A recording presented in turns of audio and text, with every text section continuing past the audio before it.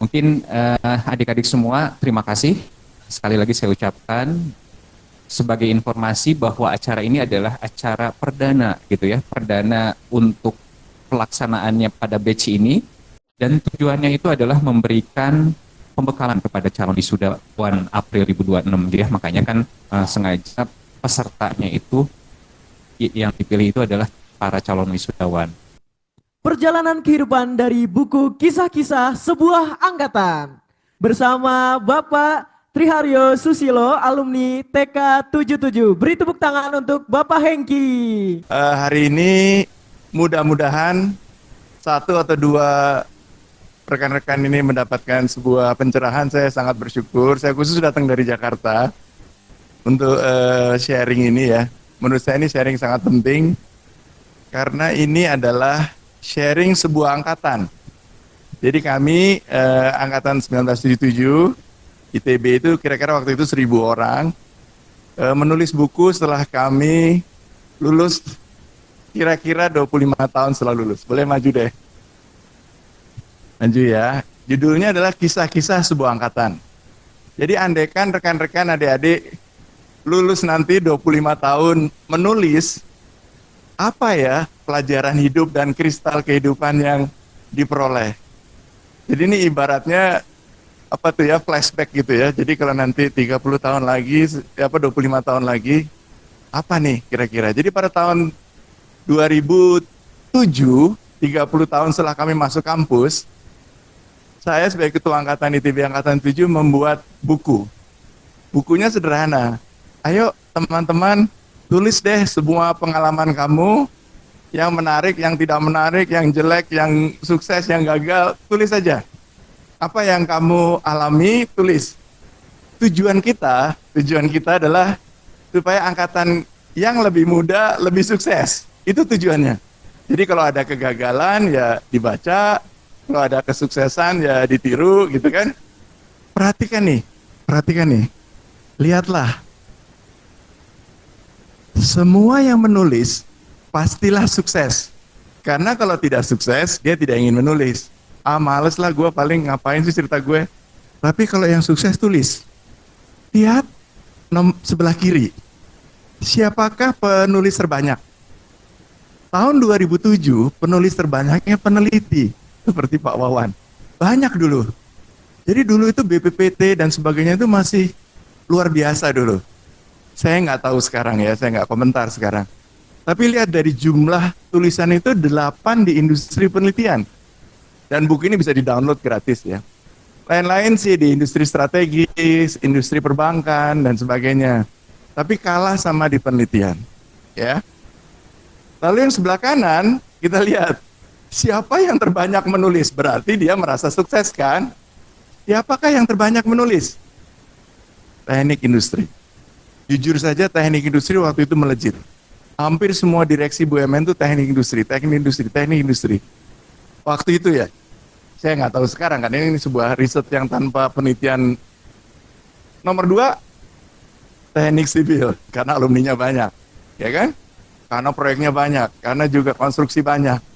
Nomor 3, teknik kimia. Next, kenapa kami tulis? Kita tuh unik juga. Tahun masuk mas, silakan. Kita masuk ke ITB itu lewat UMPTN yang pertama. Dulu namanya Skalu ya, Sekretariat Kerjasama Antar 5 Universitas. Tuh 5 kampus, ITB, UI, UGM, ITS, IPB, itu melakukan tes bersamaan. Itu pertama kalinya. Jadi ini di Senayan, tuh saya duduk di Senayan, itu salah satunya itu. Dulu semua tesnya di satu tempat di Senayan. Itu kenapa jadi unik lah. Sebelum tahun kami, 76, itu tesnya di masing-masing kampus. Untuk ingin masuk ITB, tesnya di Bandung lah ya. Next. Yang uniknya setelah masuk ITB, untuk pertama kalinya dalam sejarah Indonesia dan merdeka ini, ITB diduduki oleh tentara. TNI menduduki itu sebelah kanan bawah, dan sebagian para mahasiswa aktivisnya ditangkap, dipenjarakan. Itu kiri bawah. Jadi kita nggak kuliah selama 7 bulan. Asik deh, pokoknya libur. Next, pada saat reformasi, pada saat Presiden Soeharto turun, semua menjadi pimpinan. Ya kan 98 itu kira-kira sudah pada puncak karir mereka. Ada direksi BUMN, direksi perbankan, direksi swasta, direksi, semua hampir semua itu menjaga kesinambungan Indonesia pada saat Indonesia sedang sengkarut lah. Krisis moneter, mungkin tahu ya ceritanya ya. Itu pimpinan-pimpinannya ITB 7. Jadi pada saat itulah ada semacam kekompakan. Masuk, tesnya unik, kuliah pertama, tahun pertama diduduki tentara, lalu kemudian lulus, kerja, reformasi, kompak. Nah, tapi inilah 3 kristal kehidupan yang saya ingin ceritakan. Kira-kira untuk sukses, saya ambil dari buku itu. Buku itu menceritakan kesuksesannya masing-masing. Pertama, silahkan. Inilah kesuksesan yang pertama. Nanti kamu pasti akan menghadapi ini semua menggunakan teori landak. Teori landak. Saya akan ceritakan 3 cewek nih, karena agak unik ya. 3 cewek ini bercerita dalam bukunya dan membuktikan teori landak. Tapi ceritanya banyak lah di dalam itu. Next, coba. Pertama ada yang namanya Baby Ahnad, seni rupa. Dia orang seni rupa, cewek, belajar tentang desain grafis. Tulisannya di bawah tuh, lihat. Saya ini dengan ilmu grafis kok ternyata membujuk masyarakat menjadi konsumtif ya. Terus mereka jadi beli barang yang mungkin mereka tidak perlu. Nggak nyaman, baby itu nggak nyaman. Gue nggak suka nih bikin orang konsumtif. Saya mau ke Papua, saya mau pergi ke Papua. Di Papua banyak orang miskin. Pergilah dia ke Papua, berpetualang di Papua, membantu orang-orang Papua. Terus dia ya pokoknya bersosial lah. Dari Papua pada suatu hari pulang ke Jakarta, naik kereta dari Jakarta ke Bogor.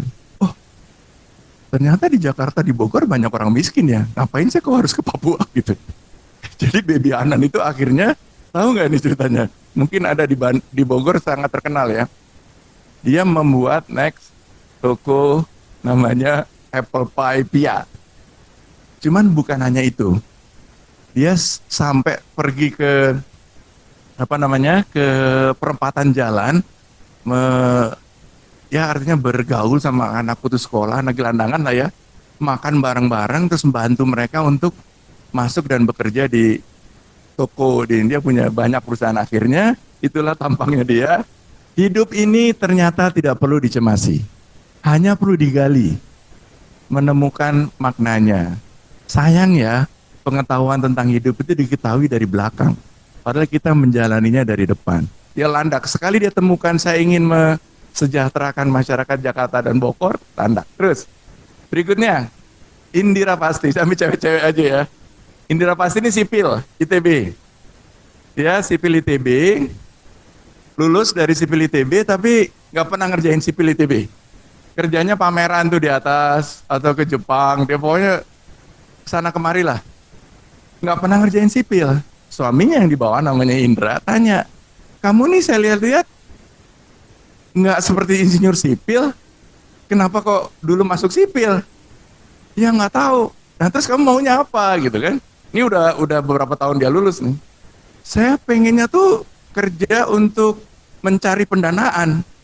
Oh, kok jauh banget dari sipil ITB jadi pendanaan.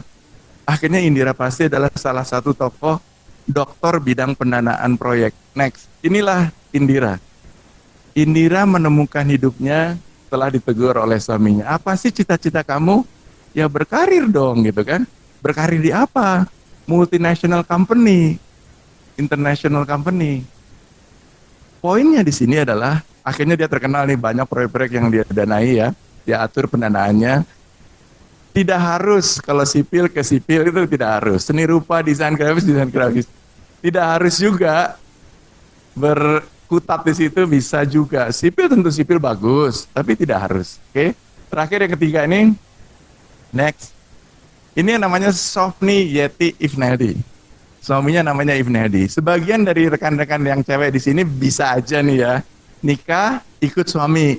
Ya kan bisa kan? Something yang happen kan? Terus Yeti ikut, suaminya bekerja di Sementanasa. Ifneldi namanya, Pak Ifneldi ini 76, belah kanan bawah itu. Yeti karena seorang istri yang setia, ikut sama suaminya. Pergilah dia ke Tonasa. Di Tonasa dia jadi ibu rumah tangga lah. Suaminya kerja di pabrik semen, dia di rumah nyiapin makanan, membesarkan anak-anaknya. Lama-lama dia resah nih. Saya ini arsitek nih. Saya arsitek, kok saya cuma di rumah doang ya gitu. Pada suatu hari ada proyek gedung kantor Semen Tonasa di kanan atas. Dia bilang sama direksi Semen Tonasa, boleh dong saya ikut proyek gedung Semen Tonasa, saya ini orang arsitek loh. Oh ya ikut aja Yati, silakan. Mulailah dia. Tahu nggak apa yang ditemukan? Dan ini bisa terjadi nih ke semua ini di ruangan ini. Ternyata dia bisa mengelola orang. Dia bisa memanage orang, bukan arsiteknya. Next, inilah tulisan Yati. Pertama, tentukanlah apa yang akan kita kerjakan. Dan tentukan pula di mana kita akan bekerja. Lakukan penentuan pilihan ini persis sewaktu memilih perguruan tinggi. Jadi kamu ntar lagi kan mau lulus nih, insya Allah mungkin udah ada yang kerja ya, selamat kalau udah. Tapi banyak juga yang belum kan. Nah ini jangan asal-asal maksudnya Yeti. Carilah tempat di mana kita dapat meningkatkan kompetensi semaksimal mungkin, carilah lingkungan yang dapat menunjang kita kinerjanya maksimal. Kata-kata paragraf kedua ini agak terngiang-ngiang di saya. Tulisan bagus banget, ya. Namanya berlian itu walaupun di dalam lumpur akan tetap berkilau. Tetapi kalau dirawat, ditempatkan di etalase dengan cahaya lampu, kilaunya akan bersih, ya kan? Itulah Yeti. Ya, kilaunya akan lama-kelamaan kalau di lumpur ya meredup kan? Nah, setelah dia menemukan bahwa dia adalah ahli dalam bidang sumber daya manusia, Yeti landak. Indira setelah menemukan ahli pendanaan landak. Baby Ahnan landak. Rekan-rekan semua nanti belum tentu setelah lulus dengan keahlian kamu, dengan kuliah kamu, itulah yang akan kamu landak. Belum tentu. Tapi sekali kamu temui landak, go. Terus gitu. Jangan ganti-ganti. Buku banyak menuliskan tentang itu. Yang sukses umumnya landak. Next. Inilah gambarnya. Landak mengejar sebuah prinsip dasar yang mempertimbangkan berbagai faktor. Rubah, serigala ya, sana kemari. 3, 4 tahun, 5 tahun boleh. Serigala, boleh. Sana kemari boleh. Sekali kamu tentukan, landak. Kalau tidak akan sukses. Sudah deh, buku menunjukkan itu. Sekali kamu tentukan, saya suka dengan ini, saya pelajari ini adalah yang terbaik, saya akan landak. Oke? Itu adalah kristal pertama. Kristal kedua adalah masterpiece. Next, Mas. Inilah semua di dalam buku itu menunjukkan bahwa kesuksesan terjadi bila kamu membuat karya akbar, mahakarya, masterpiece. Nah, saya coba ceritakan beberapa orang ini. Dan ini nanti kamu bisa tangkap sebagai masterpiece-nya. Jailani Sutomo. Waktu kecil dia angkat penjualan minyak. Dia jual minyak tanah, pengecer minyak tanah. Jailani itu pengecer minyak tanah. Insinyur mesin, karena keras kehidupannya waktu kecil, masuk Pertamina, diterima. Pertamina dia pilih masuk pemasaran. Apakah karya akbarnya? Itu tuh. Pastron. Pertamina tuh hanya 10% pasokan minyak pelumas di Indonesia. Jailani lah yang membuat menjadi 50%, akhirnya sekarang udah 70%, 80% kalau nggak salah. Menguasai pasar minyak pelumas. Karena minyak pelumas itu hampir lebih mahal dari bensin ya. Dan tidak ada subsidi, tidak ada, itu kompetisi bebas. Jadi Jailani Sutomo akhirnya bertanggung jawab terhadap seluruh direktorat pemasaran Pertamina. Ya kan, dia adalah orang yang, ini tulisan teman-temannya, dia nggak mau nulis, merakyat, bijaksana, no action, top only. Dia bukan orang NATO ya. Terus idenya banyak dan kreatif. Sekali lagi, setelah kamu nanti temukan landak, ya, langsung find a masterpiece. Bisakah? Bisa. Kalau udah landak biasanya ketemu sendiri. Oke. Cerita kedua, next. Nanang Kuswara. Nanang Kuswara matematika, ITB. Sewaktu dia lulus dari ITB, ayahnya meninggal. Ayahnya adalah pengusaha di Jawa Barat, pengusaha batu bata tuh sebelah kanan itu. Ibunya bilang, pulang Nang, pulang. Kamu harus urusin bisnis orang tua kamu. Kamu bikin bata, kayak gitu kan. Di Nanang yang matematika ngerasa panas, panas terik dan ini capek banget bikin bata gitu ya. Hasilnya juga nggak seberapa. Dia bilang sama ibunya, Bu, kalau misalkan saya kirim uang sebesar perusahaan bata ini, tapi saya kerja di Jakarta, boleh nggak? Pokoknya saya hidupi keluarga kita bersama, tapi saya kerja di Jakarta, boleh, boleh. Kerjalah dia di Hilton, Sultan ya. Nanang menemukan yang menjadi buku panduan Hilton, yaitu tentang Zero Based Manning Guide. Ini dipakai seluruh Hilton, seluruh dunia. Ya unik lah pokoknya ceritanya itu. Kalau dia masih bikin bata, mungkin nggak akan bikin buku tersebut. Next, ini tulisannya dia. Salah satu kebahagiaan saya adalah menjalankan konsep agama. Dia orang Islam banget lah ya, yakin dalam melaksanakan tugas. Waktu dia jadi manajer operation, berguna bagi sesama. Hidup adalah kerja, kerja pasrah, sejatinya juga ibadah. Kebahagiaan yang dirasakan bila kita bersikap ihsan. Ya ini ikhlas melakukan pekerjaan tanpa paksaan.